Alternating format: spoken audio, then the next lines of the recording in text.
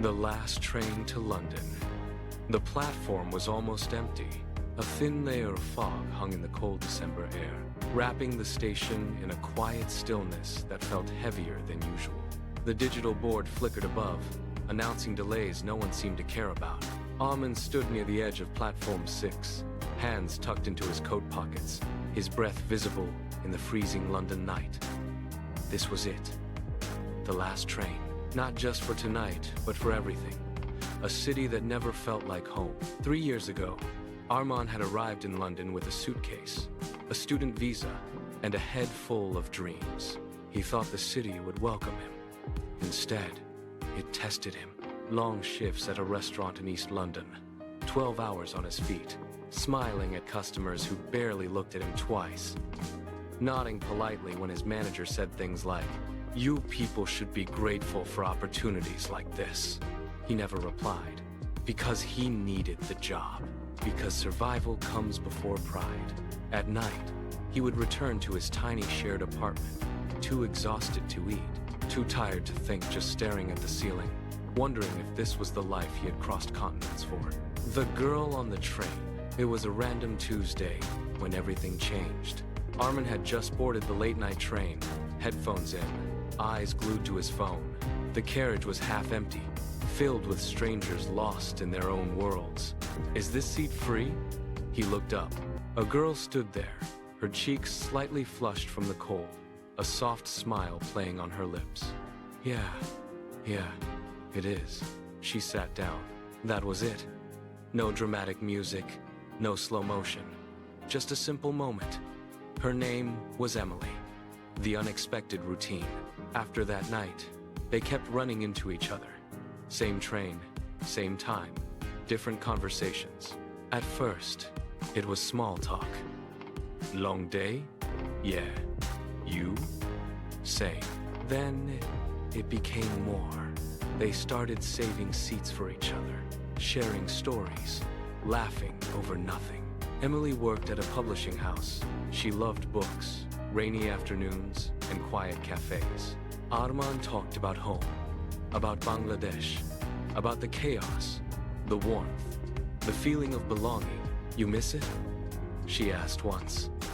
"Every day," he replied. Something more. Winter settled deeper into London, and somehow, so did they into each other's lives. They started meeting outside the train, coffee after work, walks through Hyde Park, late-night talks that stretched into early mornings. With Emily, London felt softer, less cold, less lonely. "You're different," she told him once, watching him carefully. "How?" "You feel things deeply. Most people here don't." Arman smiled faintly. "Maybe I don't know how not to." The truth he never told. But there was something Arman never shared. Something that lingered quietly behind every smile. His visa was expiring. And not just that, his situation had already become complicated. Delayed paperwork, missed deadlines, legal gray areas. He was running out of time. Every day in London felt borrowed, temporary, fragile. And he didn't know how to tell the one person who made him want to stay. The confession. It happened on a quiet evening. They were sitting on a bench, the city glowing faintly around them. Emily looked at him, her expression unusually serious. "I think I'm falling for you." The words landed gently, but their weight was undeniable.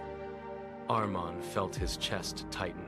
This was the moment he had both hoped for and feared. He should have told her everything right then. He should have been honest.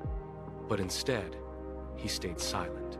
Because sometimes, silence feels easier than breaking something beautiful. The decision. That night, Arman couldn't sleep. He stared at his phone for hours, reading old messages, replaying memories. He knew what he had to do. Leaving would hurt, but staying would hurt more. Because staying meant false hope. And Emily deserved the truth even if he didn't have the courage to say it out loud. So, he wrote a message. Then, deleted it. Wrote it again. deleted it again. Finally, he wrote a letter. The letter, Emily, I didn't plan for this. For you, for us. But life doesn't always ask for permission before changing everything. I'm leaving London, not because I want to, but because I have to.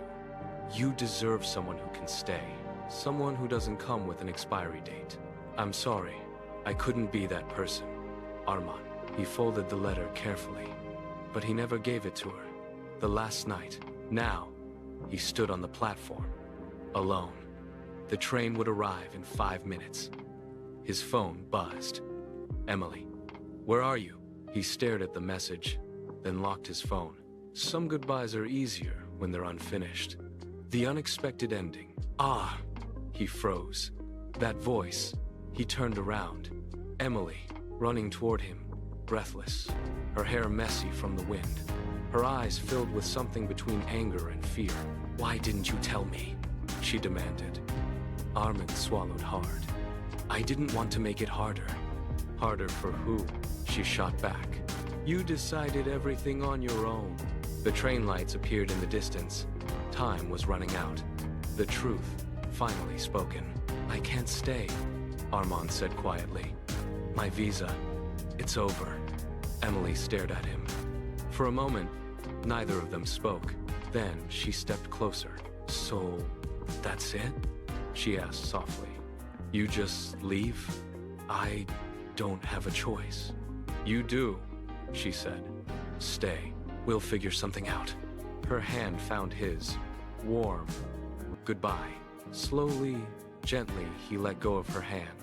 Emily's eyes filled with tears. Some stories, Arman whispered, aren't meant to last. And then, he stepped onto the train. Aftermath. The doors closed. The train moved. Emily stood there, unmoving, as the distance between them grew, until he disappeared. 5 years later, London hadn't changed much. Still busy, still cold, still alive. But Arman had. He came back this time legally. A stable job, a better life, everything he once dreamed of, except one thing. The same platform. He found himself standing on platform 6 again. Same place, same cold air, different life. He looked around, half hoping, half knowing. The final twist. Is this seat free? Arman turned. A girl stood there, smiling. But it wasn't Emily. The ending. Life doesn't always give second chances. Some trains leave only once. And no matter how far you go, there will always be one last train you wish you didn't miss.